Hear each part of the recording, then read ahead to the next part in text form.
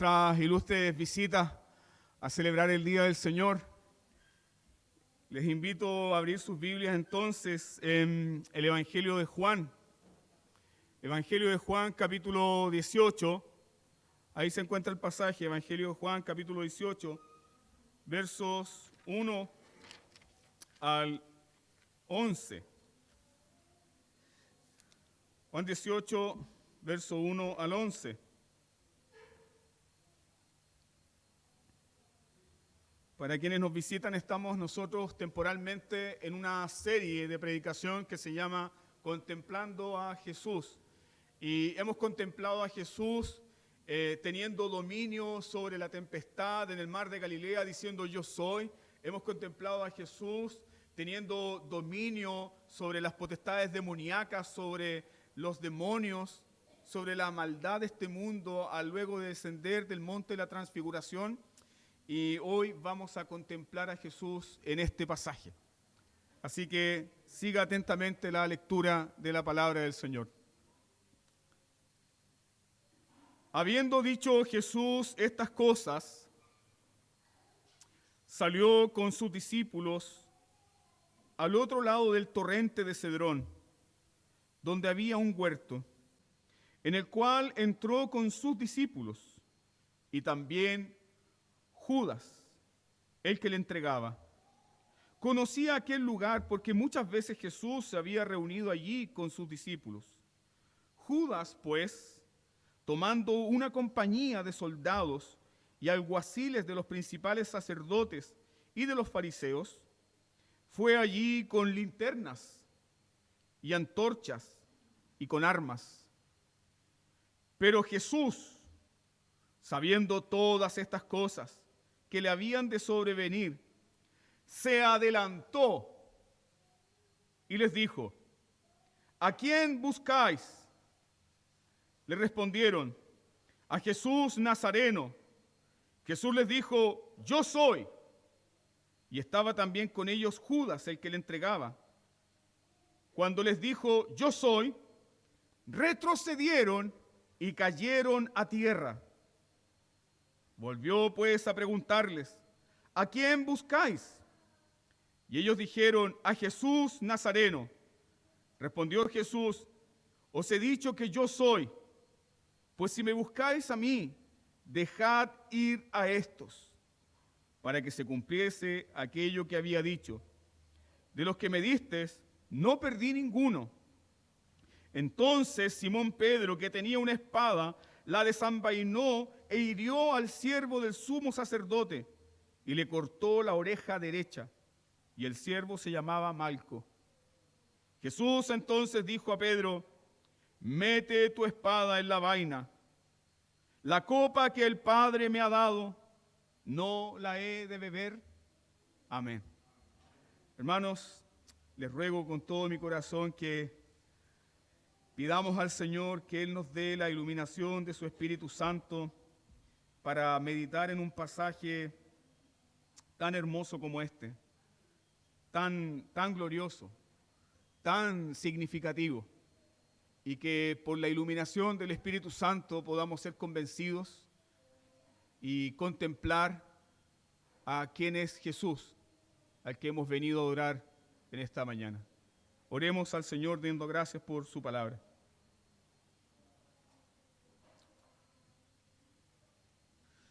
Padre Celestial, ahora nos acercamos a ti, oh Señor, Dios Todopoderoso, para rogar la iluminación de tu Espíritu Santo. Señor, sin la iluminación de tu Espíritu Santo, podemos hablar de este texto, podemos hablar de este pasaje, pero Señor, nuestro hablar, nuestro meditar, no tendrá ningún impacto. Señor, y nosotros hemos apartado este día, sabiendo, Señor, que tú lo has consagrado para bendecirnos. Este es el día donde tú levantaste a tu Hijo Jesús de entre los muertos. Este es el día donde tú, Señor, enviaste tu Santo Espíritu a tu iglesia. Este es el día donde tú levantaste a Jesús y lo exaltaste por sobre todo y lo coronaste de honra y de gloria. Y este es el día señalado por ti, oh Dios eterno, donde nos bendices por medio de tu palabra. Señor, somos necesitados de la iluminación de tu Santo Espíritu. Somos necesitados, Señor, de que tu palabra sea aplicada por tu Espíritu Santo, no por un hombre, por tu Espíritu Santo a nuestros corazones.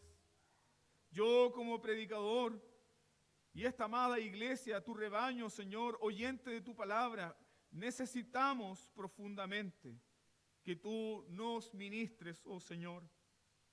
Por lo tanto, Padre, por medio de tu amado Hijo Jesús, que todos nosotros oyentes en este día seamos renovados, santificados, salvados, restaurados por el poder de tu maravilloso evangelio. En el nombre de Jesús oramos. Amén. El título de este sermón, como ustedes pueden ver ahí en la pantalla del proyector, es ¿a quién buscan? ¿A quién buscan? Esa es la pregunta que Jesús le hace a esta multitud. ¿A quién buscan? Muchas personas buscaron en Jesús solo un ejemplo para ser mejores personas y ganar la aceptación de Dios. Como lo podemos ver nosotros en Marcos capítulo 10, el caso del joven rico que se acerca a Jesús y le dice: Maestro bueno, ¿qué debo hacer para ganar la vida eterna? Muchas personas se acercaron así a Jesús, simplemente como si Jesús fuese un maestro de la moralidad que le puede enseñar a alguien cómo ser mejor. Otras personas se acercaron a Jesús buscando en Jesús a un sanador, buscando en Jesús a un proveedor para sus necesidades temporales. Muchos buscaban a Jesús por los panes y por los peces. Y otros buscaron a Jesús porque querían y veían en Jesús que Él fuera simplemente un líder político, un líder social. Muchos se acercaron a Jesús buscando en Él a un futuro rey. Muchas personas, queridos hermanos, hasta el día de hoy, buscan en Jesús sus propias ideas. Buscan en Jesús sus propios anhelos. Buscan en Jesús sus propios deseos. Muchas personas están buscando un Jesús construido por sus propias ideas y deseos, pero ese Jesús no es el Jesús de la Biblia. No es el Señor de la gloria.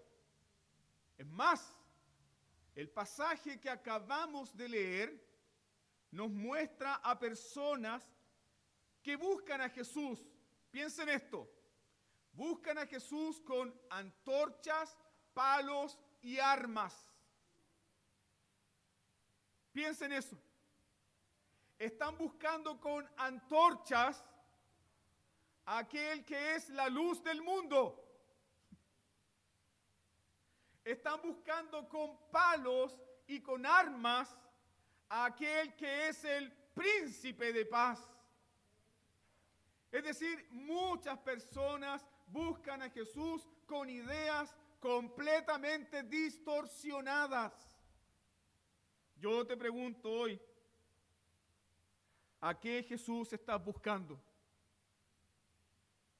¿Escucha atrás? ¿A qué Jesús estás buscando? ¿A qué Jesús has venido a adorar hoy? ¿Con qué Jesús deseas encontrarte? ¿Con el Jesús de las fantasías de tu corazón? ¿Con el Jesús construido por un mito popular, social? ¿O con el Jesús que nos muestra el texto bíblico? El texto bíblico, hermanos, nos muestra al Señor de la gloria. Y esa es la intención de Juan. No sé si ustedes notaron la distinción. Los evangelios sinópticos, Mateo, Marcos y Lucas, comparten un mismo testimonio sobre la agonía de Jesús en Getsemaní. Pero lo que acabamos de leer es distinto. Y es porque Juan quiere enfatizar la majestad y la gloria de Jesús. Y es por eso que Juan comienza a relatarnos lo que pasó en el arresto de Jesús de la siguiente manera. Versículo 1. Habiendo dicho Jesús estas cosas, subraye eso, salió. Habiendo dicho Jesús estas cosas, ¿qué hizo Jesús? Salió. Y Juan resalta esa intención de Jesús. ¿Salió a dónde? ¿A dónde salió? Salió del aposento alto para ir al lugar determinado, voluntariamente. Jesús salió. Juan nos dice, habiendo dicho estas cosas, ¿qué cosas ya había dicho Jesús? Bueno, Jesús celebró la Pascua con sus discípulos. Recuerde que en esa noche Jesús tomó el pan, tomó el vino y les enseñó a sus discípulos, este es mi cuerpo que por ustedes será partido, esta es mi sangre que por ustedes será derramada. También Jesús le lavó los pies a sus discípulos. También Jesús le ordenó a Judas, Juan 13, versículo 27, Jesús le ordena a Judas que comience con su plan maldito de entregarlo. Jesús le dice esto a Judas, lo que tienes que hacer, hazlo ya. Habiendo dicho estas cosas, también Jesús, previo a su salida al huerto, Juan deja registrado que Jesús habló de la venida del Espíritu Santo. Y un pasaje tan hermoso para nosotros, Juan 17, que está al lado de Juan 18. Juan 17 nos muestra que Jesús orando por sus discípulos. Entonces, teológicamente tenemos la imagen de, en Juan 17, el Jesús sumo sacerdote, pero ahora en Juan 18 tenemos a Jesús el Rey. Entonces, la intención del evangelista Juan es mostrarnos la majestad de Jesús. Jesús ora por sus discípulos en Juan 17, intercede por ellos. Y algo muy precioso. Jesús dice, no solamente oro por estos, por sus discípulos. Yo oro por todos los que van a creer por la palabra de ellos. Y cuando Jesús estaba diciendo eso, Él estaba orando ¿por quién? Estaba orando por ti. Antes de que tú nacieras, antes de que vinieras a este mundo, antes de que dijeras, sí, Señor, acepto. ¿Cuándo lo aceptaste? No, el Espíritu Santo vino a tu corazón. Antes de todo eso, Jesús oró por ti. ¿Y sabes qué, hermano? Él sigue haciéndolo. Porque Él te conoce. Luego de eso, Jesús salió del aposento alto y yo quiero destacar esto acá. Juan no dice el huerto de Getsemaní. ¿Se fijaron en eso? Juan es muy preciso, Juan es muy detallista, pero omite la palabra Getsemaní. Juan nos dice que salió ¿a dónde? Al huerto. Juan nos dice que Jesús salió al huerto. ¿Para qué va al huerto Jesús? Juan nos está diciendo que Jesús va al huerto para ir directamente a la cruz. Cuando uno estudia el Evangelio de Juan se divide en dos partes, el libro de las señales y el libro de la gloria. Desde el capítulo 1 hasta el capítulo 11 se puede entender como el libro de las señales. Y es por eso que Juan nos dice que Jesús hizo muchas señales. Y la última gran señal antes de la crucifixión, ¿cuál fue? Resucitar a Lázaro. Pero después del capítulo 11 viene el libro de la gloria. ¿Por qué? Porque para Juan la gloria de Jesús, ¿sabe cuál es? Ir a la cruz. Para Juan la gloria de Jesús significa morir por nosotros. Para Juan, la gloria de Jesús significa que el rey va directamente a la cruz. Entonces, Juan nos dice que Jesús sale del aposento alto para ir al huerto. Él no fue al huerto a esconderse en medio de la noche, hermanos. Él no se fue a esconder al huerto en medio de la noche. No. Juan nos dice que fue al huerto para encontrarse con su destino, para el cual él había sido preparado. Entonces Juan no describe la agonía de Jesús en Getsemaní, como lo hace Mateo, como lo hace Lucas, como lo hace Marcos.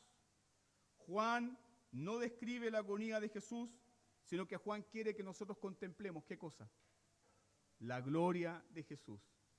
¿Y cuál es la gloria de Jesús? Él tiene el dominio y control absoluto de todo lo que está sucediendo. Él no fue al huerto a esconderse. Él fue al huerto ¿a qué? Llévenme. Él no es un Sansón que lo pillan desprevenido sus enemigos y lo arrestan y lo toman. No, él va decididamente al huerto.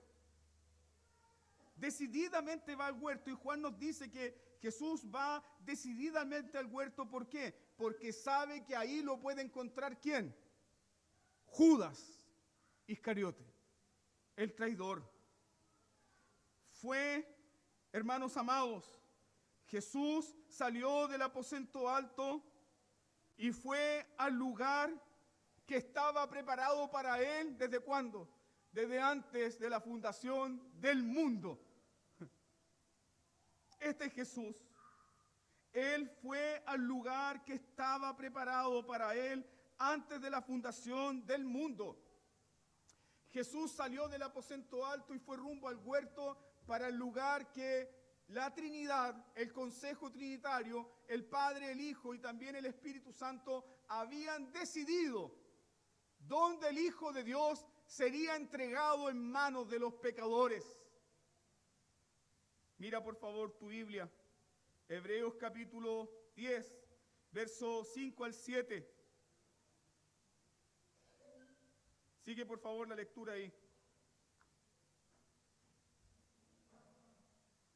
Sacrificio y ofrenda no quisiste, mas me preparaste cuerpo. Holocausto y expiaciones por el pecado no te agradaron. Entonces dije, he aquí que vengo, oh Dios, para hacer tu voluntad. ¿Hacia dónde fue Jesús? Fue al huerto para hacer la voluntad del Padre. ¿Qué había dicho el Padre? No quiero más sacrificios, no quiero más holocaustos. Quiero que tú derrames tu sangre por mi pueblo que yo he amado desde toda la eternidad. ¿Y qué dijo el Espíritu Santo? Así será, y yo le prepararé un cuerpo. Y esa es la razón porque la Virgen María concibió del Espíritu Santo. Fue el Espíritu Santo quien preparó un cuerpo para Jesús. ¿Para qué? Para que Jesús se ofreciera voluntariamente y derramara su sangre por nosotros. Y entonces Jesús dice, he aquí, oh Dios, que vengo para hacer tu voluntad. No fue una improvisación, hermanos. No. Jesús va al huerto para entregar su vida. Mira Juan capítulo 10, versículos 17 y 18. ¿Qué dice Jesús respecto a su propia misión? Juan 10, 17 y 18 dice, yo pongo mi vida. Yo, dice Jesús, yo pongo mi vida para volverla a tomar. Escuche bien, nadie me la quita, sino que yo de mí mismo la pongo. Tengo poder para ponerla y tengo poder para volverla a tomar. Este mandamiento he recibido de mi Padre. A Jesús lo arrestaron, a Jesús lo pillaron como un delincuente, a Jesús lo tomaron por sorpresa. No, hermanos, nuestro rey fue al frente de batalla. Ese es el Jesús que Juan quiere que nosotros contemplemos. Él decididamente fue al momento de la batalla. Entonces, Juan detalla lo siguiente. Estamos aún en el versículo 1. Habiendo dicho Jesús estas cosas, salió con sus discípulos. Juan no deja nada al azar. Subraye eso. Saliendo con sus discípulos al otro lado del torrente de Cedrón. Al otro lado del torrente de Cedrón. Recuerde que nosotros creemos en la inspiración verbal y plenaria. No solamente el contenido de la Escritura es inspirado, sino también que cada palabra está por ahí, por algo, inspirado por Dios. Permítame compartir lo siguiente, que un rey, hace 1000 años atrás de este evento, también atravesó el torrente del Cedrón cuando fue traicionado. El gran rey David, no siendo un rey inocente, sino siendo un rey pecador y culpable, también había atravesado el torrente del Cedrón cuando salía de Jerusalén para ir rumbo al desierto. 1000 años después, ahí está pasando el rey Jesús. Ahí Jesús está atravesando el torrente del Cedrón. Y un gran comentador bíblico llamado F.F. Bruce dice lo siguiente. Dice que la sangre derramada de todos los corderos ofrecidos en el altar de los sacrificios que estaba en Jerusalén. Recuerde que el templo estaba en un lugar alto, una especie de pináculo. Y Bruce nos dice que toda la sangre derramada en el altar del templo era drenada por unos canales, por una especie de viaductos que llegaban ¿hasta dónde? Hasta el torrente del Cedrón. Por lo tanto, en la noche de la Pascua, cuando estaban derramando la sangre de los corderos pascuales, nuestro cordero pascual estaba atravesando justamente por el torrente de Cedrón. ¿Por qué? Pregúntate. Porque Él va al sacrificio voluntariamente. Jesús sabe que saliendo del aposento alto y dirigiéndose al huerto, Jesús sabe que su sangre será derramada. Por lo tanto, cuando Jesús atravesó el torrente del Cedrón, la sangre fresca de los corderos del sacrificio aún estaba ahí. Jesús sabe que será abandonado por sus discípulos. Como vimos en el relato que nos dio Elías, Jesús sabe que sus discípulos van a dormir. Jesús sabe que sus discípulos van a cabecear. Jesús sabe que sus discípulos van a tener miedo. Jesús sabe que sus enemigos lo van a interrogar. Jesús sabe que sus enemigos lo van a insultar. Jesús sabe que sus enemigos lo van a escupir. Y es más, hermanos, algo que ni tú y yo imaginamos. Jesús sabe que Él será juzgado como un blasfemo. ¿Puede pensar en eso, hermano?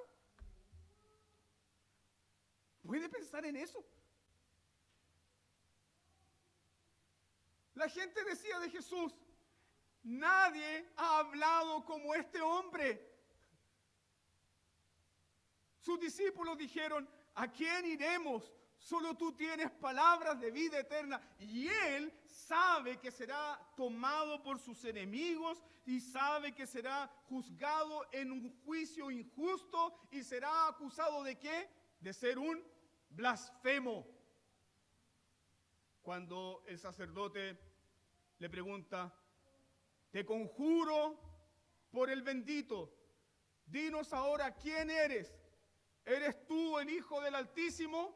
Y él dijo que solo la verdad y nada más que la verdad, porque Él es la verdad. Y él dijo, sí, yo soy. Y sin embargo fue juzgado como un blasfemo. Jesús sabe todo eso, hermanos. Él lo sabe. Él lo sabe que después del huerto debe ir a la cruz. Entonces, ¿cómo nos presenta el mundo a Jesús en tiempo de Semana Santa? A Jesús como un mártir. Otros nos presentan a Jesús como un rebelde político que fue drásticamente ejecutado por el Imperio Romano. No, mis hermanos, el Evangelio nos presenta a Jesús no como un mártir al que le fue arrebatada su vida. Jesús no es un mártir al que le quitaron la vida, no. Juan nos presenta ¿a quién? Al Señor de la gloria entregándose voluntariamente. El Señor de la gloria entregándose voluntariamente. Y aquí Juan destaca por otro lado al traidor del pasaje. Versos 2 y 3. Juan nos dice que también Judas. Me encanta esta unión que hace Juan aquí, porque nos muestra a Jesús yendo decididamente al huerto, y Juan dice, y también Judas. Es decir, Jesús va voluntariamente al huerto, ¿y quién también llega ahí voluntariamente al huerto? Judas. Judas llega voluntariamente al huerto, pero escúchame bien, ya no como un discípulo de Jesús. Judas llega al huerto como un ferviente discípulo ¿de quién? De Satanás. Judas llega al huerto como un ferviente discípulo de Satanás. Y yo en esta mañana quiero dar una lección acá, no solamente para la iglesia, sino especialmente para los jóvenes. No existe neutralidad en este mundo. No hay neutralidad. O servimos a Dios o servimos al demonio. O somos discípulos de Cristo o somos discípulos de Satanás. Yo no dije esas palabras. Si usted tiene un problema con lo que yo estoy diciendo, no se enoje conmigo. Lo dijo Jesús. Mire por favor en su Biblia. Lucas capítulo 11, versículo 22. Lucas 11, 22. El que no es conmigo, ¿qué dijo Jesús? Está en un campo en la neutralidad. Es su decisión. No, Jesús dijo, el que no es conmigo, contra mí es. Y el que conmigo no recoge, desparrama. Entonces, mis queridos, no existe la neutralidad. O estamos sirviendo a Cristo y somos discípulos de Cristo, o le vamos a dar la espalda a Cristo y nos vamos a transformar en fervientes discípulos ¿de quién? De Satanás, del mundo, del pecado. ¿Y qué nos muestra el Evangelio? Que a pesar que Jesús tiene discípulos débiles que fallan, Jesús sigue con ellos, porque Él los ama y su vida va a dar por estos discípulos. Miremos acá con atención lo que el texto nos muestra de este traidor. Judas el traidor. Un comentarista bíblico decía que Judas escogió la noche más sagrada para la traición, la noche de la Pascua. Judas escogió el lugar más sagrado y reverente para Jesús.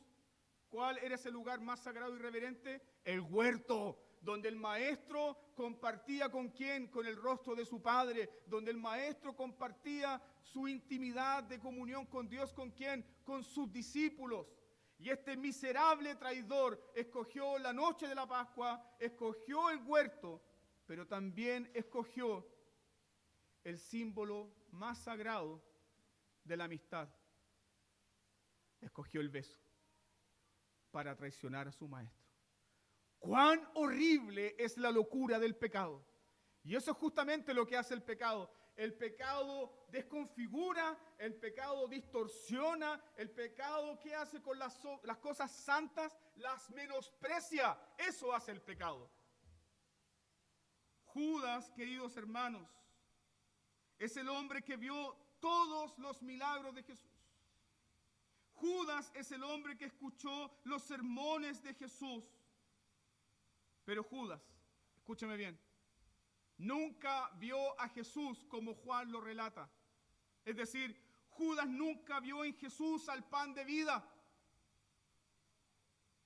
¿Escuchan alguna vez a Jesús diciendo, tengo necesidad de ti, Cristo? Jamás. Judas nunca vio en Jesús la luz del mundo. Judas nunca vio en Jesús la puerta de las ovejas. Judas nunca vio en Jesús al buen pastor. Judas nunca vio en Jesús la resurrección y la vida. Judas nunca vio en Jesús el único camino, la única vida y la única verdad. Judas nunca vio en Jesús la vid verdadera. Nunca lo vio, nunca lo consideró. ¿Qué fue lo que vio Judas en Jesús? Judas vio en Jesús solo una oportunidad para la gloria mundana. Judas vio en Jesús una oportunidad ¿para qué? Para la autoexaltación, para la autoayuda, para la automejora. Y cuando Judas comenzó a escuchar que Jesús va a tomar la cruz y que Jesús va a morir, y cuando Judas comenzó a escuchar de qué, que sus discípulos deben tomar la cruz, negarse a sí mismo y morir, ¿qué hizo Judas? Judas comenzó a apartarse de Jesús. ¿Te das cuenta cómo el Evangelio no admite neutralidad? ¿Qué hizo Judas entonces? Cuando Jesús señaló el camino de la cruz, Judas no pudo renunciar a su codicia. Judas no pudo renunciar a su avaricia. Judas no pudo confesar, Señor, en realidad yo te he estado siguiendo porque quiero una oportunidad en tu reino. No me interesan tus palabras, no me interesan tus milagros, solamente yo quiero pasarla bien y tener una buena vida. Judas no pudo renunciar a eso. ¿Y qué hizo? Fue y vendió a su maestro por 30 piezas de plata. 30 piezas de plata es lo que cuesta un esclavo. Lo vendió por 30 piezas de plata. ¿Te has preguntado por qué Judas negó a Jesús, menospreció a Jesús, vendió a Jesús? ¿Cuál es la respuesta bíblica? Judas nunca nació de nuevo. Judas no era un hijo de Dios, era un hijo de perdición. Judas no era salvo. Judas nunca fue salvo. Y aquí esto es preocupante, hermanos, porque debemos distinguir lo siguiente. Judas experimentó el poder de Dios en los milagros. Tú revisas Lucas capítulo 10, cuando vuelven los 70, Judas también venía entre aquellos que habían atado a los demonios. Judas experimentó el poder de Dios en los milagros. Judas experimentó el poder de Dios a través de los medios de gracia que son la predicación que escuchaba frecuentemente de Jesús. Pero ¿dónde Judas no experimentó el poder de Dios? En la conversión. Judas no había nacido de nuevo. Y por eso se perdió. Y esto es muy evidente en Judas. Todos los discípulos confiesan debilidades, todos los discípulos confiesan su pecado, todos los discípulos cuando Jesús dice, uno de ustedes me van a entregar, todos los discípulos comenzaron a decir, ¿qué cosa? ¿Seré yo, Señor? Yo creo que el primero en hablar fue Pedro, ¿soy yo, Señor? Pero Judas no dice absolutamente nada. Nada.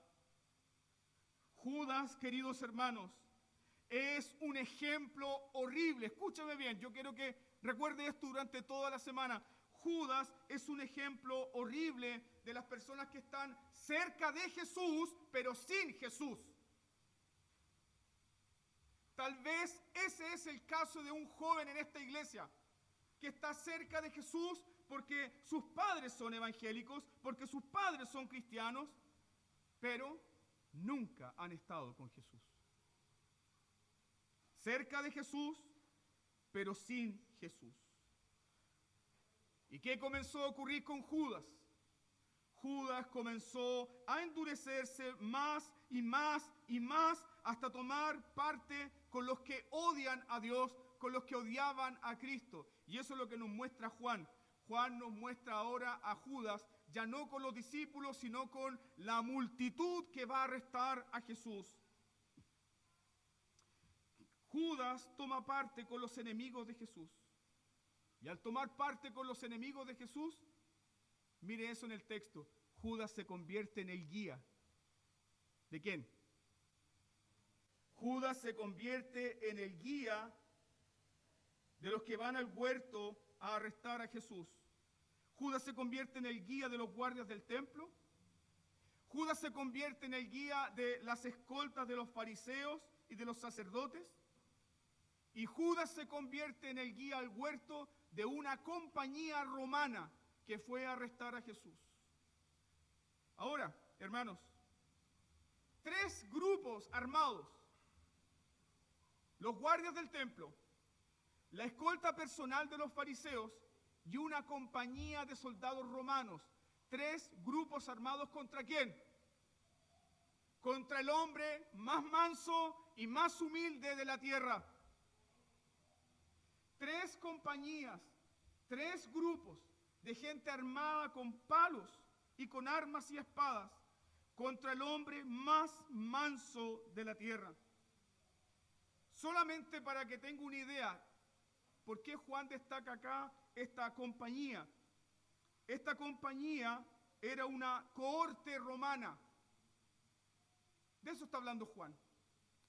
La compañía que acompaña a Judas para arrestar a Jesús era una cohorte romana. Y la cohorte romana, para que usted comprenda, tenía un número de 1000 hombres. 1000 hombres, una compañía romana.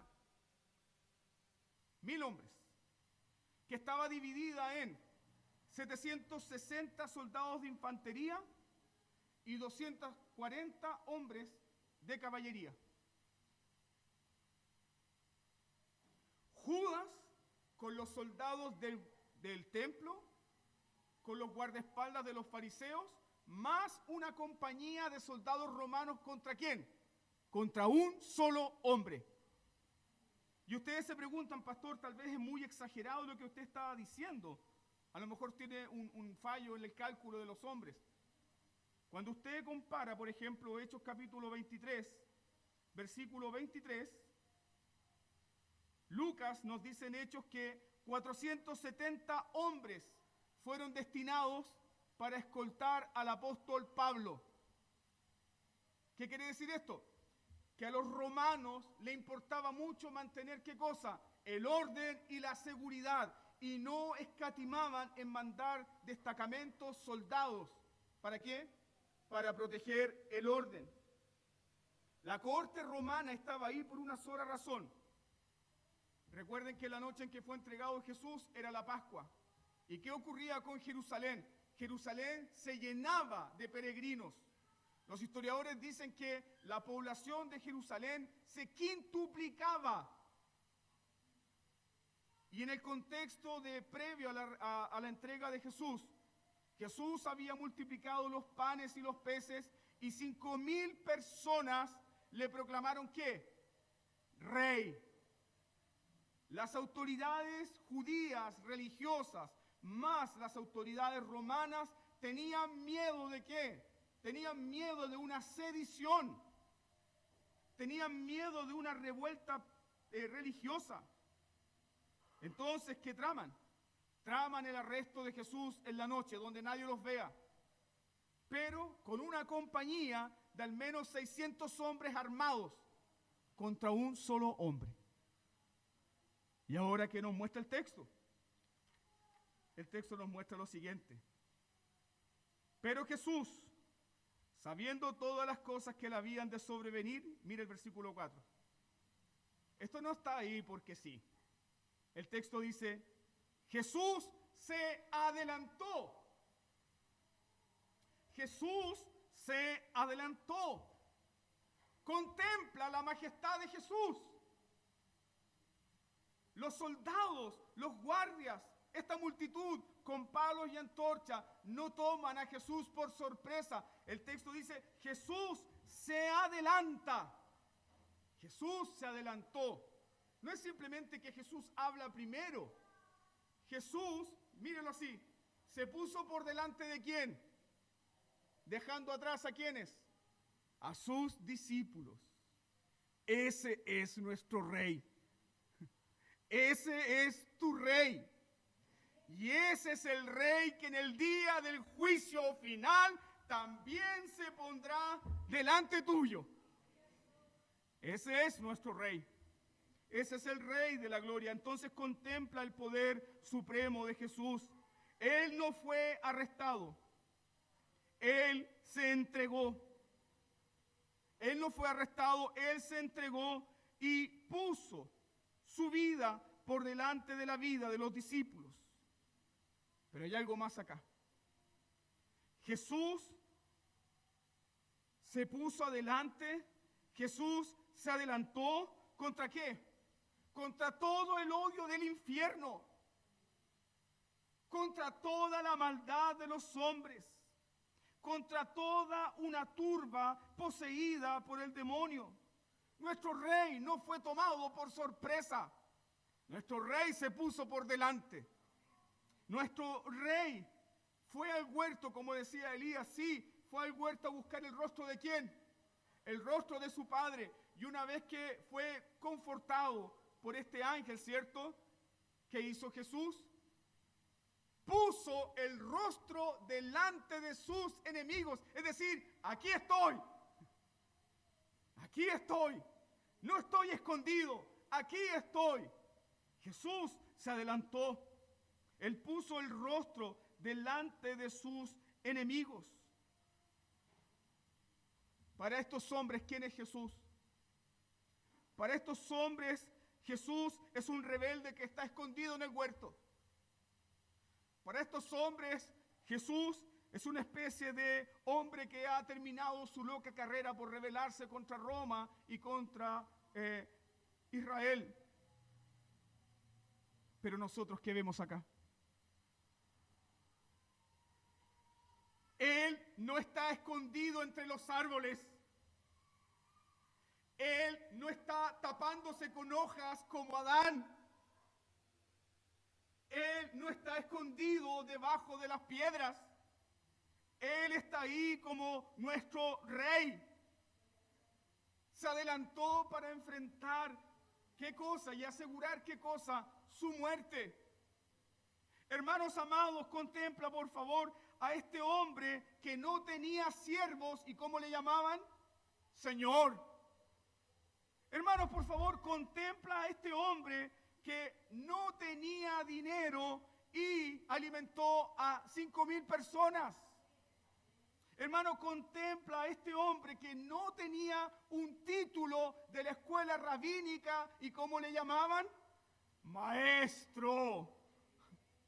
Aquí, amados hermanos, está el hombre que no tenía un ejército, no tenía espadas, no tenía soldados a tiempo completo. ¿Y qué hizo? Él conquistó los corazones de los hombres. Ese es el Rey Jesús.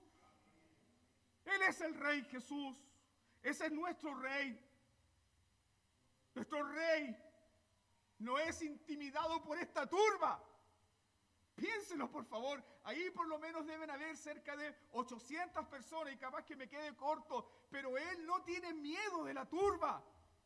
Él se adelanta y pregunta, ¿a quién buscan? Y la turba dice, a Jesús Nazareno. Y vuelve a preguntar Jesús y vuelve a responder Jesús y dice, yo soy. ¿Qué dice el texto bíblico? Cuando ellos escucharon estas dos palabras, la turba tembló y cayeron a tierra. Yo soy. Yo soy. Buscamos al Jesús Nazareno. ¿Y con qué nombre respondió nuestro Rey? Con el nombre glorioso del pacto. El mismo nombre revelado a Moisés en la zarza ardiente. Yo soy. ¿Y cuándo ocurrió eso? Cayeron a tierra. Cayeron a tierra los soldados del templo, cayeron a tierra los guardias de los fariseos. ¿Y quiénes más cayeron a tierra ahí? Los soldados del imperio romano, estos soldados que se habían enfrentado a distintas batallas, a distintos ejércitos. Hermanos, estamos hablando de soldados del imperio más poderoso de la tierra. ¡Pum! Derribados por dos palabras: yo soy. No hay hombre, no hay mujer, no hay ideología que se resista al poder de Jesús. Muchas veces olvidamos esto, pero las personas pueden venir a la iglesia armados de ideas, armados de ideologías, llenos de filosofías contra Jesús, y basta simplemente con que diga Jesús: yo soy, y se acabó. No hay quien se resista al poder de Cristo. No hay quien. Estos hombres sintieron que sus piernas se doblaron y cayeron en tierra como peso muerto. Entonces, ¿qué está dejando en claro Jesús acá? ¿Quién tiene dominio de la situación? ¿Quién domina la circunstancia? ¿Quién tiene pleno poder? El Rey. Él gobierna, Él manda, Él está a cargo, Él tiene el señorío, Él es el Rey. Y toda esta turba cayó ahí, incluyendo Judas. Todos cayeron postrados ahí. Hermanos, esta gente llegó armadas con palos, con espadas, con antorchas. Llegaron con un decreto del Sanedrín y llegaron también con una orden del gobierno romano, y ninguna de esas cosas se pudo levantar ¿contra quién? Contra Jesús. Hermano, piensa en esto y anótalo en tu Biblia. Jesús es quien tiene el control. ¿Cómo sabemos eso? Él pregunta. Él pregunta. Él responde y Él ordena. Él pregunta, Él responde y Él ordena. ¿Puedes notar acá el contraste? Viene toda esta multitud para agarrar a Jesús, y Jesús está en perfecta paz, en perfecto dominio, en perfecto poder de todas las circunstancias. Él pregunta, Él responde, Él ordena. Entonces, ¿qué dice luego el versículo siguiente? Volvió pues a preguntarles por segunda vez. Piensa, ¿dónde están estos soldados? Todavía están en el suelo tirados ahí. Esta gente está tirada en el suelo, esta gente no sabe cómo ponerse de pie, y Jesús vuelve a preguntar: ¿a quién buscan? Y ellos dicen: a Jesús Nazareno. Entonces Jesús les dice: yo soy, y si me buscan a mí, dejen ir a estos. ¿Quién tiene el dominio? ¿Quién está ordenando? ¿Quién domina la situación? Jesús. Jesús le dice: si me están buscando a mí, yo soy. Ahora dejen ir ¿a quién? Dejen ir a estos. Jesús tiene el perfecto dominio. Jesús tiene el perfecto control, y es Jesús quien se entrega en manos de los pecadores. ¿Para qué? Para proteger a su pequeña manada, a sus discípulos. Te invito a contemplar entonces el perfecto amor de Cristo. Contempla aquí el perfecto amor de Jesús. ¿Por qué? Porque si Jesús no se entrega, ¿qué ocurre con los discípulos? Todos ellos también son arrestados. Pero contempla algo más acá en esta historia. Contempla la doctrina de la justificación. Contempla la doctrina de la justificación. ¿Por qué? Porque así como Jesús se entregó, Él también se entregó a la justicia divina por ti y por mí. Él se puso por delante. Bendito sea nuestro Señor. Si Él no dispone su vida en favor tuyo y en favor mío, si Él no dispone su santa obediencia en favor tuyo y en favor mío, ¿qué nos queda? Nos queda solo el juicio de Dios. Nos queda solo el juicio de Dios. No hay salvación posible. Por lo tanto, en este pasaje contempla la completa majestad de Jesús. Él se dispone, Él se entrega, y Él se entrega por amor. Alabado sea Dios. Él se puso por delante para beber la copa. La copa que no la beberá nadie más. La copa que sus discípulos ni siquiera pueden mirar. Él la beberá toda. El Rey Jesús. El Rey Jesús. Pero Pedro no comprende lo que está sucediendo. ¿Y qué hizo Pedro? Pedro no comprendía que la hora de su maestro había llegado, y el texto dice que Pedro tomó la espada y salió a defender a su maestro y le falló la puntería y le cortó la oreja derecha a Malco. Es cierto, Mateo, Marcos y Lucas muestran la reprensión de Jesús sobre Pedro, pero acá Juan no lo menciona. No encontramos la reprensión de Jesús sobre Pedro. ¿Por qué? Pedro amaba a Dios y Pedro amaba a su Señor. Pedro, este pescador rudo, tosco, que constantemente habla y tropieza, amaba a Dios y amaba a su Señor. Y Pedro no puede soportar que le estén haciendo tanto daño, tanto mal a un hombre que solamente ha hecho el bien. Y un sentimiento de justicia se apodera de Pedro y dice: esto no lo puedo tolerar. Muchas veces nosotros actuamos así, con un deseo de hacer el bien, pero implementándolo de mala forma. Entonces, en lugar de tratar algún asunto con una pluma, lo tratamos con una espada. No, hermanos. Nuestros afectos, nuestros anhelos por el Señor también deben reflejarse en nuestra conducta. Pedro quiso defender a su maestro, no entendiendo qué cosa, que su maestro va a entregar su vida precisamente para que él sea salvo.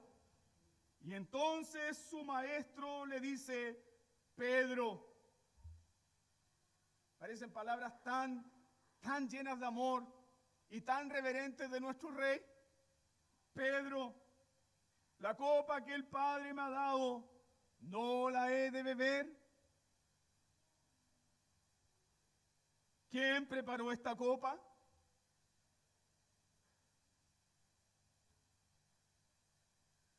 ¿No fue el diablo? ¿No fue el diablo quien preparó esta copa? ¿No fueron los judíos? ¿No fueron los romanos? Esta copa la preparó el Padre desde antes de la fundación del mundo, porque la salvación viene de Dios. De Jehová es la salvación. Fue el Padre quien preparó esta copa. Fue el Padre que en su sabiduría eterna, infinita, inmutable, tomó todos los pecados de su pueblo, todos los pecados de su pueblo, y los cargó ¿en quién? Los cargó en Jesús. ¿Quién es la paga por todos nuestros pecados? Y esa es la razón por la cual el profeta Isaías dice: todos nosotros nos descarriamos como ovejas. Cada cual se apartó por su camino, mas Jehová cargó en él el pecado de todos nosotros. Es Dios el Padre que dice en el Antiguo Testamento, justamente en Isaías: miren lo que voy a hacer. Es Dios el Padre que dice esto: miren lo que voy a hacer. He aquí, yo pongo en Sión piedra escogida, piedra probada, piedra preciosa, que que será el fundamento de los salvados, la piedra escogida, la piedra preciosa, la piedra aprobada, es nuestro bendito Señor Jesús, cual roca eterna de los siglos, que nos sostiene a todos nosotros. Él llevó el pecado de todo su pueblo, de todo su pueblo. Él, solo Él. Y Pedro, después de Pentecostés, entiende esto y dice lo siguiente. Hechos capítulo 2, verso 23. Pedro dice que Jesús fue entregado por el determinado consejo y anticipado conocimiento de Dios. ¿Para qué? Para que solamente Él beba la copa. No solamente fue entregado a la turba que lo arrestó. Jesús fue entregado por nuestros pecados para someterse a la justa ira del Padre, para beber toda la ira de Dios, para beber la copa. Escúchame bien, como cita el Salmo 75:8, hay una copa preparada ¿para quién?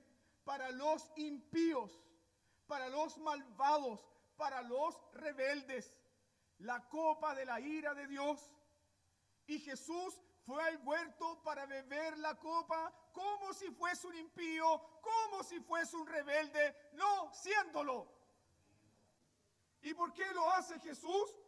Porque Él está tomando tu lugar. Y al beber completamente la copa, Jesús te da misericordia eterna sin ira. Él tomó la copa. Cierro con esto. Él es nuestro mejor Nehemías. Nehemías era el copero del rey.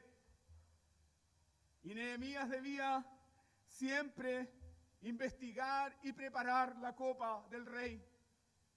Era su responsabilidad que el rey no fuese envenenado. Y Nehemías, no sabiendo qué podía contener la copa, él debía beberla primero antes que el rey. Pero Jesús es nuestro mejor Nehemías, porque Él sabía desde antes de la fundación del mundo el contenido de esa copa. Y nuestro rey, conociendo el contenido de esa copa, la bebió toda, absolutamente toda, hasta la última gota, para darnos a nosotros salvación, vida eterna, perdón, reconciliación con Dios. Él es nuestro mejor Nehemías. Él es nuestro rey que ha bebido la copa para darnos a nosotros la copa de salvación. ¿Quién es Jesús?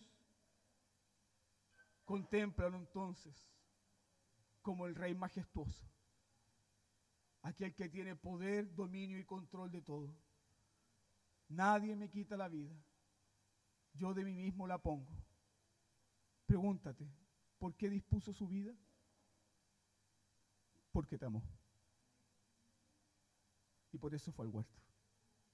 Dispongamos ahora, hermanos, nuestros corazones para participar de la mesa del Señor también, dando gracias al Señor por su palabra.